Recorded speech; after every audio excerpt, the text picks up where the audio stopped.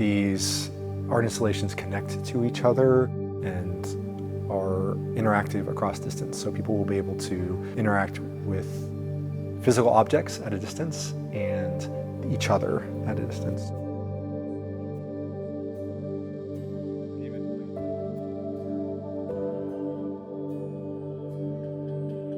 The human element is central to this whole project. It's beyond boundaries in a lot of ways, and the human element of connecting across physical distances and even kind of, you might even say, cultural differences. At the very basic level, when you walk into a museum, there are usually guards there, or you can't touch the art. Not only is it please touch the art, is please touch the art with someone else, is please touch the art with someone else at a distance. You can touch a piece of art that's actually not even physically in front of you. That was another boundary, that is just changes the relationship with art and with artists immensely.